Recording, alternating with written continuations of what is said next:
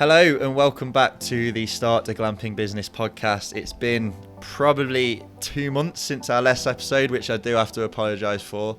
One thing that might make up for it is the fact that we are going to be back with a bang from this episode onwards. We're looking to get an episode out a week for the foreseeable future. So hopefully you won't have to wait as long for your glamping podcast fix. Today, to sort of bring back the revamped podcast, we've got a previous guest, Schwab, one of the most popular guests we've ever had. Last time we spoke was, I don't know, probably about 4 months ago now, maybe, I'm not sure. And we spoke about the different data points in the glamping market, how things like food and beverage and ensuite bathrooms can impact your achievable daily rate for your glamping project. And I know a lot of people got a hell of a lot of value from it. So we're delighted to bring Connor back. Connor, you are the Vice President of Outdoor Hospitality at Sage Outdoor Advisory. And we're going to get into what Sage do in this podcast, because today's topic is feasibility studies for glamping projects. And we're going to get into all of those. Sage do those for our clients. We've got a great relationship with Sage. And we promise we're not going to make it a sales pitch, but there's going to be some genuine value in learning what a feasibility study is for, why you need to get one, who needs to get one, and what's included in a typical glamping feasibility study. So before you listen to this, if you haven't listened to the last episode we did with Connor, it is called something along the lines of the science behind creating a 5-star glamping experience. So go back and listen to that either on Apple Podcasts, Spotify, or YouTube. But if you have listened to that, then settle in, and we're going to talk all things feasibility studies today. So, Connor, welcome back. Tell us a little bit about Sage and what you do and what you've been up to since we last spoke. Yeah, great to be back on the show, Nick. And it's so nice that we're both in the same continental time zone now. You've certainly been a busy man, and for those who don't know, I've since moved to Canada since our last episode, so that's partially why we haven't been putting anything out as well.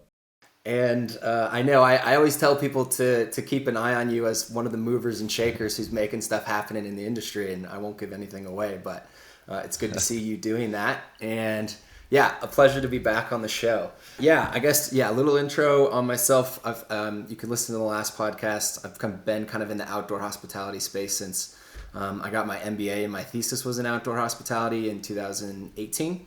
And have done about probably 70 site visits in Africa and the US since then. Been to the Glamping show 3 times, as well as a bunch of other industry conferences. I started at Sage Outdoor Advisory about 1.5 years ago, and it's been a pretty meteoric year for the industry, as well as I would say, for Sage. Essentially, kind of fundamentally what we do is we stand in between outdoor hospitality owners and operators, property owners, operators, and then the money. So whether that's banks or private investors. And essentially we act as our parent company, or we offer appraisals. So we are the neutral third party who looks at business models or property and values them or projects the financials. And our role is really to be kind of the independent third party. And that fortunately gives us a really nice kind of 360-degree view of the industry, and we get to look at a lot of different projects of size and scope across the country, which is super helpful in just kind of seeing what's happening in the industry and getting a lot of knowledge from looking at these different projects. And I guess essentially why it probably matters to your listeners is if you are going on the fundraising road, if you don't have enough money to launch your project on your own, I guess that's why this is important. So obviously your flagship product is a feasibility study. And before we get into the exact contents of the feasibility study, we're going to talk a little bit about what a feasibility study actually is, and who it's for, in terms of, what's the ideal client for a feasibility study, who's it going to benefit the most. So I guess the best place to start is by defining, I suppose, what is a feasibility study for a prospective glamping operator? Yes. So a feasibility study essentially looks at the financial viability of your proposed project. It looks at everything. It looks at the market factors, the population access, the weather, the tourist attractions, traffic counts, accessibility. It looks at the units. It spends a good long look at your competition. We project rates and occupancy, revenue, We look back at the operating expenses and we project operating expenses, the development and construction costs of the project. If you're going to be financing the project, we'll put financing terms in, and essentially what all of that huge analysis amounts to. Typically, these are about 100 pages of analysis, and kind of the end result of that is what we would recall a return to equity analysis, or you would get the IRR, the internal rate of return of your project. So for the money that you're investing, what are your returns? And then if you're taking this to a bank, which people often are, the banks are going to be looking at the debt coverage ratio. And essentially that is of the net operating income that your business is producing, what ratio of that net operating income relative to your annual debt payments that you owe the bank. And that's basically a way for a bank to look at your project and assess the risk, or the cushion of how much money the business makes relative to how much you owe the bank. So banks will want to see these. Investors will want to see these. It's something that owners, every business plan should have your own kind of pro formas and projections that you've done as the owner or the entrepreneur or the operator. And basically the difference between a feasibility study and a pro forma projection is we're coming in as an independent third party and assessing the business model. Most of the time, if you take your projections to a bank or to investors, it has value and they look at it and they consider it. But obviously you as the owner, you want to get your project funded. So you have a vested interest in those projections. And so some people might say, hey, you have a vested interest. Maybe we want a second opinion from a neutral party on those projections. So that's kind of how a feasibility study fits into the fundraising road. Yeah, and we have a wide variety of listeners who listen to this podcast and watch it on YouTube. And so I think it's important to just set out, before we go too deep into what a feasibility study is, or certainly what a sophisticated feasibility study, which is what we're going to be talking about, includes. I think it's important to just sort of set out, okay, who are these kind of feasibility studies aimed at? What's the rough kind of price point? Because, we have some people who are, let's face it, multimillionaires who listen to this podcast. I won't name them, but we also have some people who, for example, our most popular episode, our most downloaded episode was how to start a glamping business for less than $10,000. So we certainly have some who are on a bit more of a budget as well. So I think let's just set out, okay, who is a feasibility study like this typically aimed at, and what's the rough kind of costs that would generally surround it? Yeah, so our feasibility studies start at $9,500, so $9,500. And that is the full-fledged report that is in the terms that you can take to a bank or that you can take to fundraisers. It's usually, it's a massive amount of work that goes into it. And yeah, it's usually about 100 pages of analysis. We're looking at offering products that are at a lower price point for the entrepreneurs out there. For anyone that doesn't know my background, I was an entrepreneur in the glamping space and had to bootstrap it. So I totally feel, and if anyone calls me or has questions, I try to offer as much free value as I can because I've been there. But we're offering things called like a market study for basically a third of the price. And also we're offering what would be basically like a feasibility study consultation. The really time-consuming part of a feasibility study is writing the whole report, making sure each number is correct, because we can't make a calculation error if it's going to the bank, and we can't even make grammatical errors. So like the amount of commentary and analysis in a 100-page document is very thorough, so that's what takes a lot of time. So we're trying to offer a product that we go through the content of a feasibility study, but we don't produce the report, and that's about half as much work. So we're thinking about charging about half the price for something like that. A lot of clients, when they come to us who own land or have land under contract and they're looking for a feasibility study, they'll come to us with a wide variety of needs. And that might be, hey, I know exactly what I want to do. I've done my projections. I'm well researched. I just need this feasibility study because the bank is asking for it. So that's kind of one route. The other is, it's like, I own this land, or I'm looking at buying this land. I think this glamping business or this outdoor hospitality is a good idea. I'm thinking about these units or these amenities. But before I spend hundreds of thousands or millions of dollars and years of time, I really want a second opinion from someone who is a specialist in this space. So that might be where it starts to kind of make sense. Yeah, and that's when it becomes a strategy document as well as a way of raising money too. But yeah, just to clarify, yeah, this product that we're talking, as Connor says, starts from around $9,500. If you are on a smaller budget, don't hesitate to reach out to us or to Connor and Sage.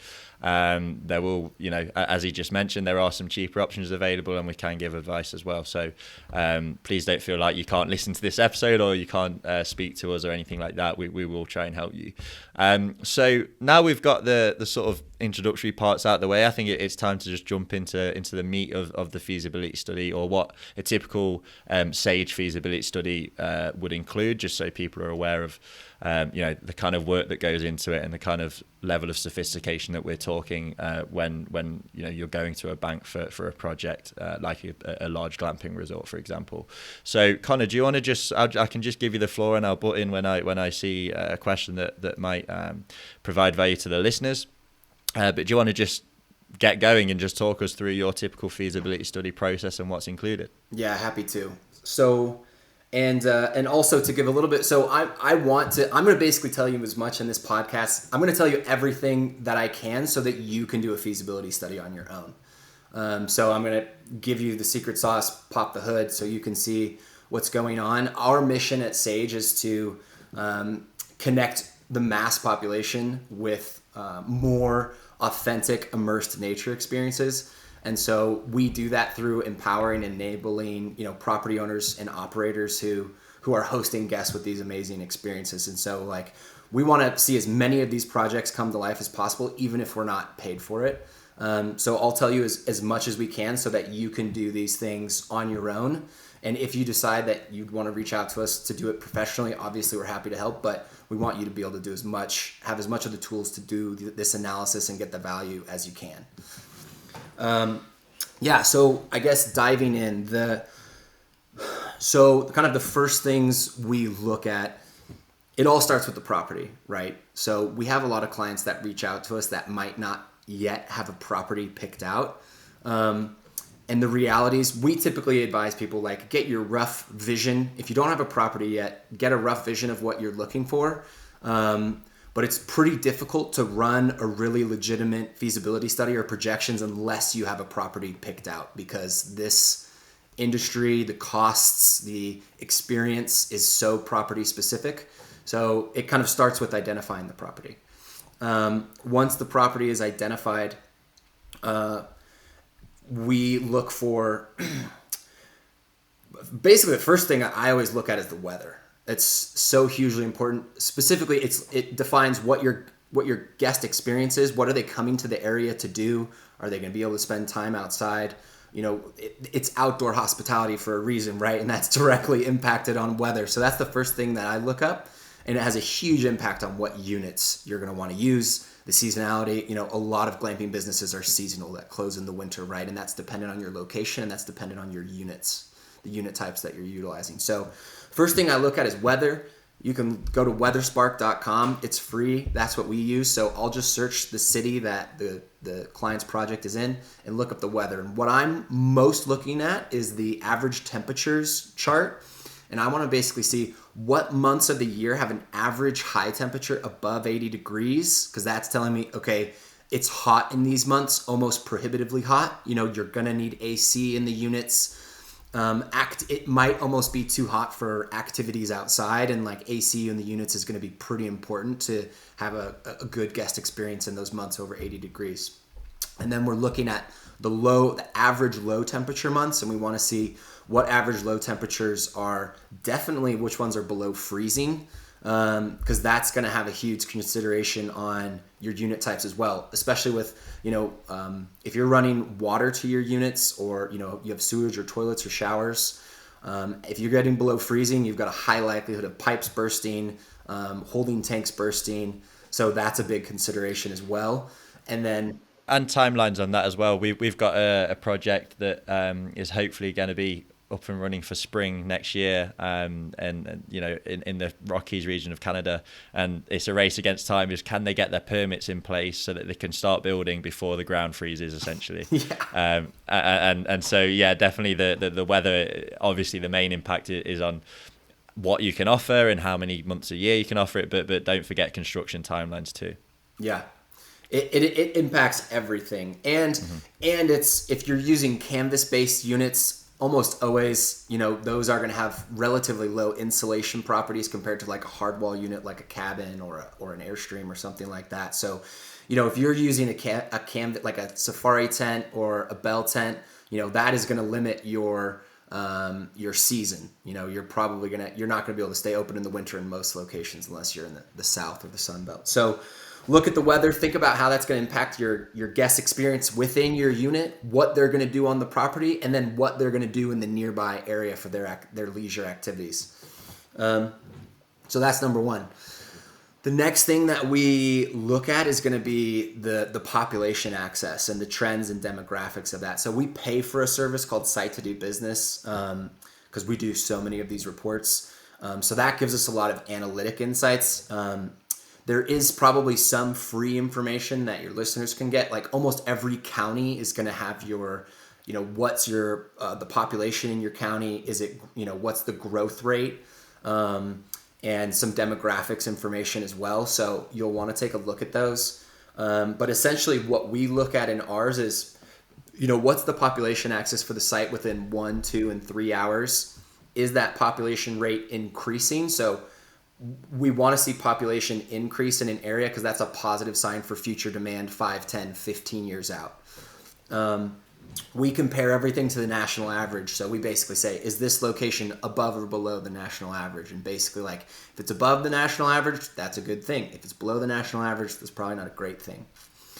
And then we're also looking at median household income. So what we're able to see is, in a 3-hour drive radius of your location, how many of those people are making over $100,000? And it depends on the luxury level of our client. Like, is this a bell tent charging $100 a night, or is this a safari tent with HVAC, private bathrooms, and showers that's $400 a night?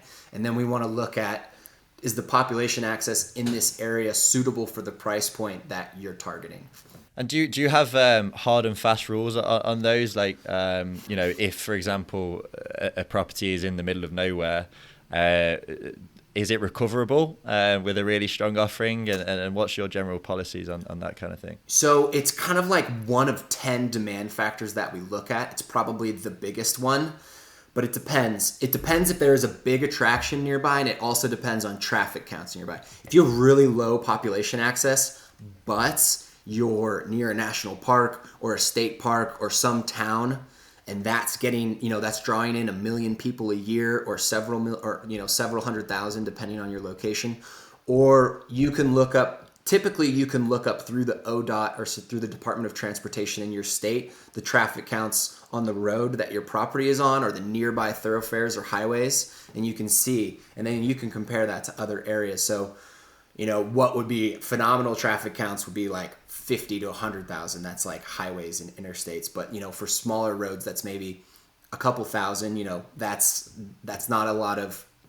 Why that's important is it's like footfall in the commercial retail space, but it's how many people are driving past your property. It's your marketing and advertising, your organic traffic. People drive by, they see your sign, or they're driving to visit an area and they're like, oh, there's this glamping project. We can stay there tonight. So it's kind of like your free advertising. It's how many people are coming through your area. So if a location is super remote, it's not by any major attractions, and it has a low traffic count, we're usually going to be pretty concerned about the demand for that offering. We'll also spend a lot of time looking at the similar businesses in the area. We'll spend a lot of time calling hotels, looking at, or if there's glamping resorts nearby, we'll call them first. We'll look at their booking calendars. We'll try to assess how busy they are. Because obviously if there's a glamping business down the street from yours and they're, full all the time, that's a really good sign for demand. But if they're not full all the time, that could be a concern. Are you really going to be able to, are you bringing something so special to the table that you're going to be able to outperform, that competitor who's maybe 25 to 50% occupied?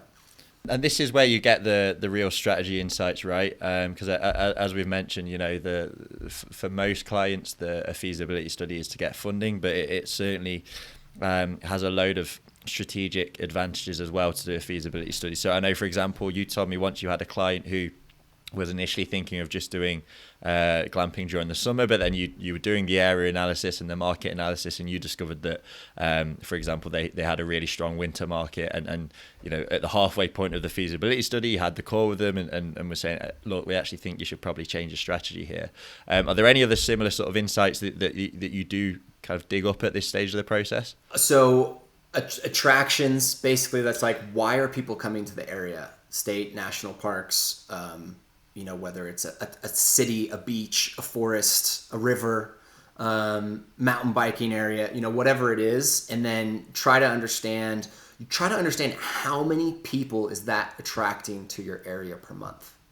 Call them, email them, go visit them in person, but you want to find out how many outdoorsy people typically are coming to your area in a given month. And that starts to give you an idea of like the traffic and how many people you need to capture from that group. So that's what we look for most, like how much is the attractions bringing to an area per month? And that helps us with our occupancy projection. And how often, I know it's probably hard it's impossible to give an exact figure, but how often would you do a feasibility study and you end up having to tell the client based purely on the market and area analysis that you think it's going to be tougher than they were thinking? A feasibility study it's not a yes or no answer at the end. It's a percentage rate. I mean, it depends on the client, right? If they're seeking like a 20% or above internal rate of return, then it will tell them whether or not they hit their investment threshold. But we see some that are negative, and it's rare. It's super rare, fortunately. I mean, the business fundamentals of glamping in terms of cost and revenue are pretty good, so it is rare. But it has happened sometimes, and it's been in those like really remote areas, or if there's a super low unit count. Low unit counts make it difficult, right? Yeah. Because if you're bringing utilities to a site and you can only spread that cost over 5 to 10 units. It's going to be really hard. If you're spending, $300,000 to $500,000 to bring power, water, and sewer to a site, and you're only spreading that over the revenue of 5 to 10 units, it's a lot bigger impact on your bottom line. Yeah, and I think it's important to stress as well that this part of a feasibility study is actually 80% of it. I know we talk about, when people want a feasibility study, they probably want to see the projections and how much money they're going to make, but you can't do that without doing that really in-depth research. And again, it is possible to do this yourself. And so could you just tell us just how important and why it's so important to do these kind of things before you start messing around with numbers? Oh yeah, because, well, like they told us in our MBA program, build it and they will come is a highly risky approach, especially if you're going to spend 1, 2, 3, 10 years of your life and hundreds of thousands or millions of your own money. As my teacher used to say, takeoff is optional, but landing is mandatory. And that basically means if you do enough diligent research up front, and you can find out, like, the numbers is what will always tell you, right? Like if you do really thorough projections before, it's going to give you a ballpark. Hopefully you're within 20 to 30%. It's not perfect, but hopefully you're within 20 to 30% of what those actuals will be, and that gives you a lot more color and what to work with. But like, if your projections, if your demand indicators and your projections aren't looking good, like, you don't want to buy a land and spend half your money on construction and buying these units to realize that there isn't demand to support, all this stuff that you just put investment in. You like, protect your money.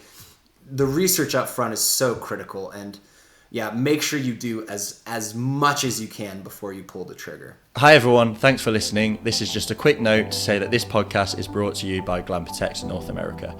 And what we do is we help you through the process of starting a glamping business no matter what stage you're at. So if you need to find a property, we'll tell you where the most suitable area is to start your glamping business. If you have a property, we'll look at your local zoning code and tell you how likely you are to get your project off the ground according to the zoning rules and regulations in your local area. We'll also give you a really good roadmap of permits that you'll need and regulations that you'll need to be aware of to get your glamping business off the ground. If you need financing, we'll introduce you to our range of financing partners and do you a feasibility study that will give you some really solid financial projections and market analysis that will allow you to acquire the funding that you need. If you need glamping units, we'll talk you through your options and introduce you to one of our trusted manufacturing partners to ensure that you're looked after throughout the whole process. If you need a site design or if you need permits to move forward with your project, we've got architects who will do all your drawings, make all your arguments, and essentially allow your dream to become a reality. The list goes on and I don't want to bore you, so I'll let you get back to the episode in a second. All I'd say is that Glampitech North America are the people to speak to about starting a glamping business in the US or Canada. So if you're even thinking of starting a glamping business, just get in touch with us at contact@glampitech.com or 646-586-2330. All the details are in the description, and no matter what stage of the process you're at, we will be able to help, whether it's doing something ourselves or pointing you in the right direction of our partners. Just let us know that you came from the podcast and we'll see about doing you a little discount along the way. So thanks for listening, and I'll let you get back to the episode. So we've obviously talked. You've touched upon as part of this market analysis. You look at similar businesses in the area and particularly similar glamping sites. When you're doing this kind of competitor analysis, what kind of things are you looking for when you're doing a feasibility study, and what kind of points are you comparing to assess the sort of quality of, I suppose, or viability of your offering in particularly compared to these competitors? Yeah, if anyone has familiarity working with fundraising, lending, business projections, the backbone of that is what people call comps or comparables or competition.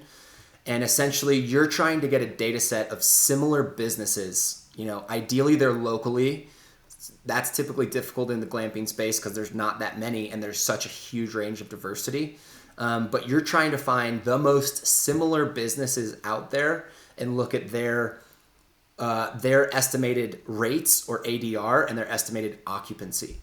And then you want to think, how is my proposed offering going to perform relative to those comps?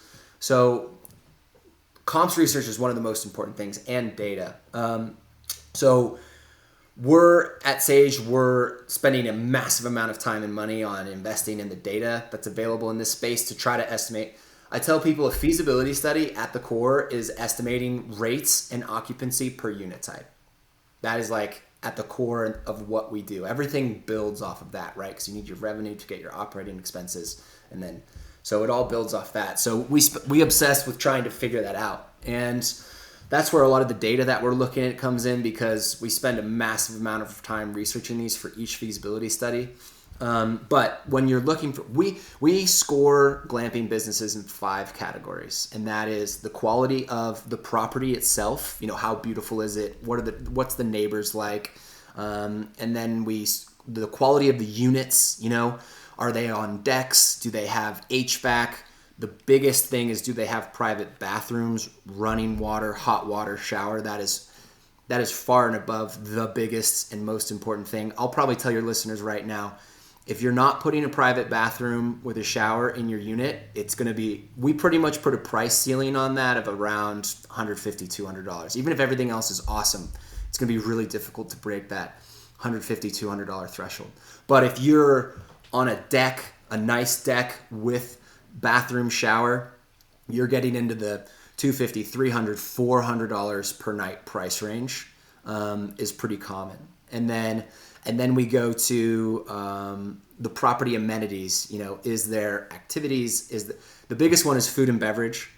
So that's kind of the second biggest thing that we look for is, if guests are coming to a remote location, which glamping's typically remote, there's oftentimes, not always, but there's not a lot of restaurants or grocery stores around. And so when people are spending, $200-$300 a night glamping, they oftentimes don't want to worry about food, or they don't want to have to go grocery shopping. They just want that to be taken care of.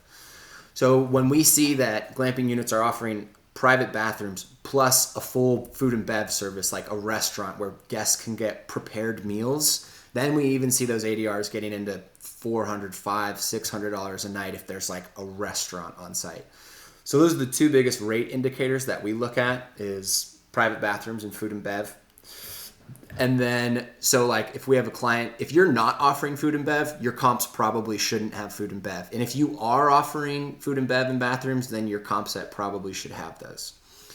The other things that we look at is brand strength. You know, are you comparing to an under canvas who has 100,000 Instagram followers? You know, and you're comparing them to your business, like that's going to be pretty different. So what's the brand strength of this comp set? And then nearby activities. So what can your guests do nearby? Like, why are they coming to the area? You know, is it a national park? How far are you from a major city? How far are you to restaurants? Things like that. So like that goes into location. So that's what we look at to come up with the comp set. So once we've looked at all of this demand data and the comps, then we use a lot of the data from our database as well. So we'll look at like, what are all the safari tents doing in the Northeast in the United States? What's the operating season? What's the ADR? What's our estimated occupancy? So we'll use those. Once we have all that data, then we're projecting rates and occupancy per unit type. Once we have the average daily rate and the occupancy per unit type, we project the stabilization of the occupancy. So what that means is at some point, your business will stabilize, the occupancy will reach its stabilization. I don't know how to define it without using the name. Is it, well, presumably, are you talking about like when you open on day one, your occupancy rate is probably not going to be it might start 40%, but after 3 years of business, you might be at your maybe the ceiling of your occupancy rate. I don't know whether that's the right word. Yeah. I don't even know what stabilization is. I'm just trying to guess. So is that right? Yeah, it's basically when your occupancy will stop increasing.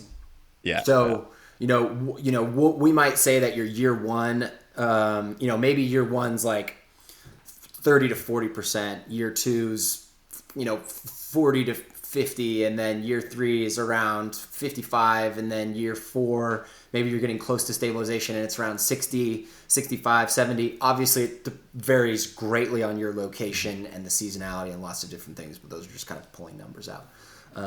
So we find out how long it takes for your business to stabilize, and we do the 10-year revenue. Yeah, so once we have the top line, if there's any auxiliary or miscellaneous revenue, so that's like selling merchandise, selling firewood, s'mores kits, meals if you're doing that, excursions, we calculate that as well. Just to jump in there, what kind of percentage would you typically put on? Say someone has got a $300 a night glamping site of 10, 15 units. Do you see a big impact on the bottom line from doing small things like upselling activities, s'mores kits, hampers, blah, blah, blah? Absolutely. It can be huge. So at a successful site, if, we'd say like maybe 20% of revenue might be miscellaneous revenue, and that could be all sorts. That's typically almost always with some sort of food and bev. It's going to be pretty hard to hit 20% without food and bev. If there's no food or drinks available, maybe that might be 10%. We have heard of, I'm not going to name names, but we have heard of companies doing as high as 30 to 40% of their revenue is from is non-lodging revenue, basically. Everything besides the nightly rate. So it can make a massive difference to your business if you're talking about increasing your revenue by 20 to 30%.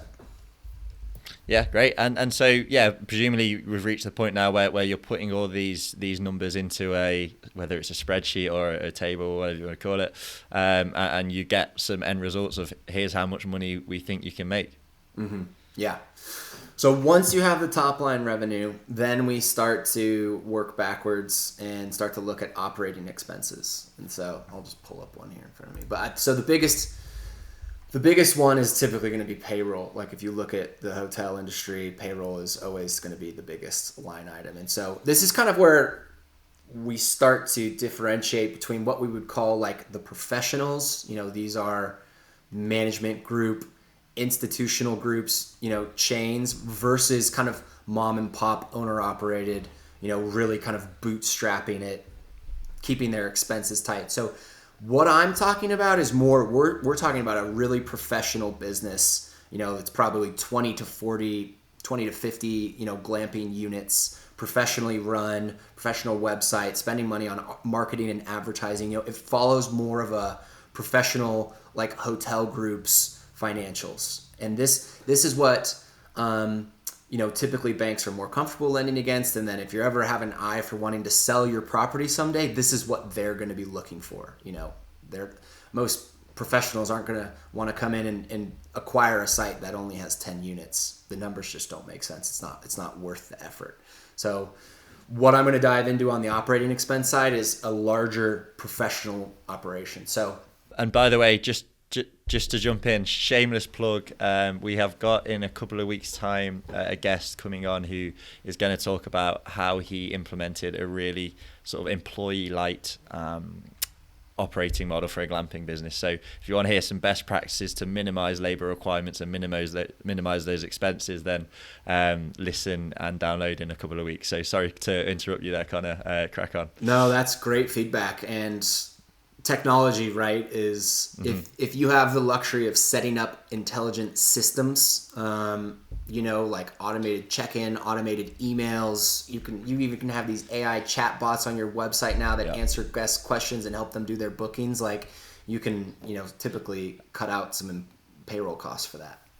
And this is the thing for anyone listening. Connor has provided 99% of the value from today's episode. My one piece of advice from this would be look at the short-term rental industry for what they're doing in terms of technology.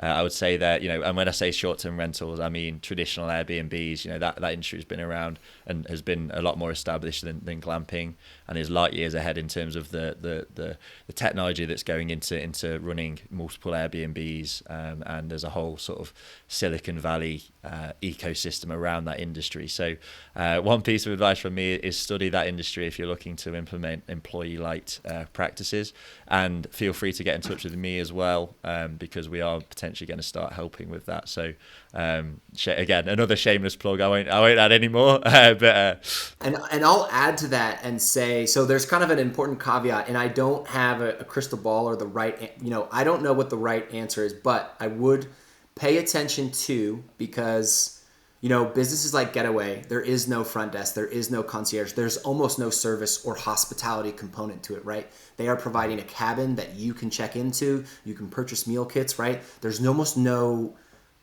guest staff interaction, right, in that model. And same with the short-term, the short-term vacation Airbnb model is similar, right? There's not a hospitality or human element to it. Now, you're talking about two very different guest experiences, and I would say most of the time, businesses that are not offering that like guest to staff piece, or it's automated, be careful, because you could be at, that may hurt rates.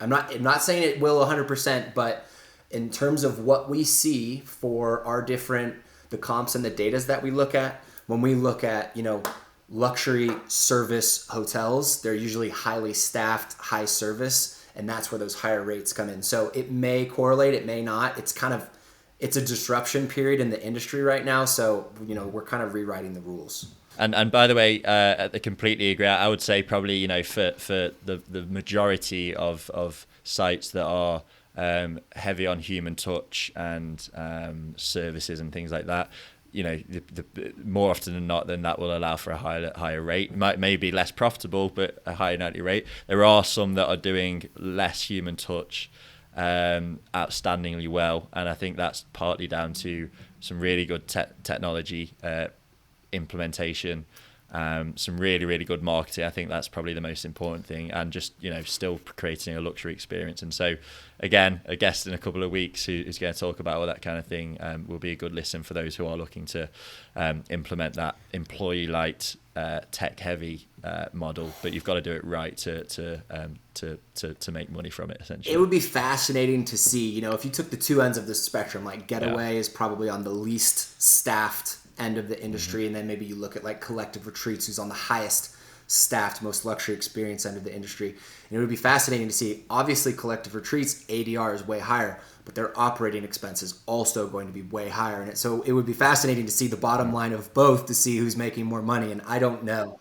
I mean, if there's anyone that's going to sort of organize that, it's probably you, Connor. So I have an idea, but Not anything I'll say publicly that I can be have to be held to. Cool. So I've kind of lost track of where we were, but we were on the sort of financial projections. I think we could talk all day about all the sort of jargon heavy debt coverage and all that stuff that I don't understand. I don't think most of the listeners will understand. So we could probably steer clear away from that. And if anyone wants more info on this, on that kind of technical stuff when it comes to speaking to banks, then obviously Connor is the guy to go to. But just if you could just sort of wrap up the financial side of things, what that typically looks like in a feasibility study, and the different kind of metrics that you typically look at. Yeah, and I'll go through a couple of the expense line items really briefly, just to say maybe a couple things your guests that are commonly forgotten. So like calculating your payroll needs. Another big one is credit card booking fee. You can pretty much add 3% to your expense line item, because that's what you're gonna have to pay credit card companies, because almost every single transaction goes through credit cards now. So just add 3% as an expense for credit cards. And then you got to think of your room turnover service. So we're typically, it depends highly on location, minimum wage, things like that, but we're typically project anywhere from $25 to $45 to turn over and clean a room in between guests. Usually it's on the higher end, between like $35 to $45 per room turnover. So you want to calculate how many guests are coming, what that's going to cost. And then, general and admin, marketing and advertising. The most important thing that I think your guests can invest in early on is a professional website and web designer, and professional photography, any aerial drone shots, videography, super high quality shots of the units and the property. Like, that is the most bang for your buck ROI you can get on your business. So do that from the onset. Absolutely. We again, not to be too vague, because nothing's come about just yet, but we're going to start potentially be working with or helping people develop sites where we send a guy in who will every 3 months or every 6 months to really capture these really sort of high quality photography, drone footage, batch produce content, and just make it as efficient as possible, while it's also significantly growing social media following, which with the aim of increasing the number of direct bookings as well. So things like that, where you can be really smart about how you do the marketing as well, and efficient with it. So yeah, certainly some interesting. I don't even know what point I'm making, but some interesting ways to market and budgeting those kind of things as well. Mm-hmm. The next big thing is repairs and maintenance. Things are going to break. Your property is going to need to be maintained, and lawns cut, and vegetation managed. So keep that in mind. Utilities and internet, calculate those. You can call like Starlink's a great option, or 10GoGo, or there's some other ones, and get a quote for how much it would cost to bring Wi-Fi to your property. Utilities can range greatly, especially depending on unit type and whether you have private bathrooms or not. But a good starting place is to look up the average household utility cost in your location, and then you can start to adjust things up or down depending on, your proper. Are you on well? Are you on city water? And you can adjust those. Are you on solar, city power, whatever. Management fee. So we'll always put a management fee in our line item, because that's assuming that if your business is going to be acquired or bought, that is something that they will automatically put into your projections to understand it. And if it's not there, they'll add it. So we put that in, even if it's going to be owner managed. That can range anywhere from 4 to 8%. Usually a smaller site, it might be closer to 8. A larger site might be closer to 4. And then, or if it's a really complicated business operation, like with food and bev and a spa and stuff. Real estate taxes, you want to call your county or city assessor to find out when you develop this property, and the assessor comes out and is like, wow, there's all these beautiful units, and there's a bathroom and a spa and a restaurant. They're gonna up your property taxes, and that can be huge, especially if you're in a state like Texas. That could be tens or hundreds of thousands of dollars. So anticipating what your future property taxes will be once your development is done. Insurance is basically the hardest operating expense to project. Basically, we typically project like 2 to 3%, but it can be 10% in California, or they won't even insure you. So this can range wildly. Legal and professional. and then replacement. So that's like depreciation of your units. How long will your glamping units and furnishings last? And, you know, if you think they're going to need to be replaced every 10 years, factoring in the cost of your units divided by 10 for, you know, we're going to need to replace this whole unit in 10 years or whatever. So understanding how much it costs to keep your infrastructure and your units and your furnishing high quality. And then that's all the operating expenses. You total that up, you can get a net operating income. Once you have the net operating income, that basically talks about the cash that this business is throwing off. Then it comes to the question: are you going to be lending or taking private investment for this? So if you're getting traditional lending, you know, you need to look at the terms of the loan. Are you going to get an 80% loan to cost loan for this, and what's the interest rate? We're typically seeing loans in the industry being 20 to 28 years. We typically see the interest rate, as this changes a lot. So this is just at the time of this call. Probably this year, it's been between about 7 and 9% for the interest rate. And we usually see lending between 60 on the low end, 60% of the total cost of the project, up to as high as 90%. But that's typically in like an SBA or a USD, a government-backed situation. So 70 is probably the most average for like a conventional construction loan.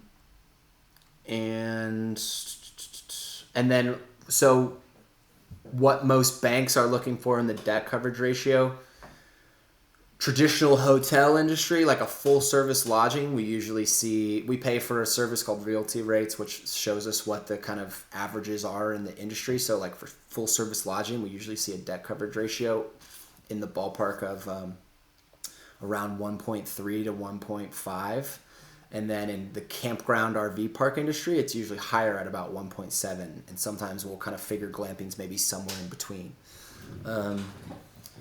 We also are seeing, this year we've seen, according to this one survey, cap rates vary wildly. So this is certainly not set in stone, but we're usually seeing around 10% for cap rates. And yeah, I think that's all the nauseating financial jargon. Great. So I hope some people understood that last bit at the end. I had zero clue what half of that meant. So if Connor, well, thanks. I think that covers exactly what goes into a sophisticated feasibility study perfectly. I think people will probably understand a little bit better, you know, just the difference in levels of sophistication between, you know, just jotting some numbers on the back of a napkin versus presenting something that's going to convince hardened bankers or investors to part ways with their money. So I think that was absolutely great. So if someone is interested in speaking to you about a full feasibility study, or you know, one of the sort of cheaper options that you mentioned at the start, like the market analysis, where can they find you? My email is Schwab, SCHWAB @sageoutdooradvisory.com. You can also find me on LinkedIn or go to our website, sageoutdooradvisory.com. Also, if you're looking to do a feasibility study for your own and you want to look at glamping comps, you can go to our website, which has the glamping map, which has about 250 glamping businesses across the U.S. organized by the unit type that they're using. So you can find comps in your area, which is super helpful. Yeah. And yeah, we'll put the link to the website in the description and your email as well. But thanks again, Connor. That's we've had a couple of, I think we've had one guest who's come on 3 times, and we've had a few who have come on twice. So we'd love to have you on as a third guest at some point. Hopefully it will be in between a lot of weekly guests, which we are committing to doing over the next few months, certainly. So thank you again for coming on. I hope people find that useful and people are going to inquire, because I know, you know, I've seen multiple of your feasibility studies firsthand, and they're absolutely outstanding, and that's why we send our clients your way. So thanks again, and I'm sure our listeners will be seeing you in one capacity or another before long. I appreciate it. And now that you're on the same continent, I look forward to seeing you in person sometime soon, hopefully. Yes, well, we've got the glamping shows sneaking up on us rapidly. I think it's only 3 months away. So, in fact, I'm hoping that in about 3 months' time, we'll probably be preparing for a beer in Denver. Yes. After the glamping show. So if any listeners are planning on going to Denver for the glamping show, do make sure you go. There's a whole load of great vendors there. I'll be there, Connor will be there, and multiple other vendors will be there, and there'll be lots of great talks and things like that as well. So come and say hello. I know it's 3 months away, but I mean, it feels like yesterday that we were in Denver talking about American gun laws. So we can bring maybe, it full circle. So yeah, great. Thanks again, Connor, and we'll see you soon. All right, thanks. Keep it up. Keep it up. I appreciate the show, and I know it's helping a lot of people. So always an honor to be a guest. Thanks, Nick.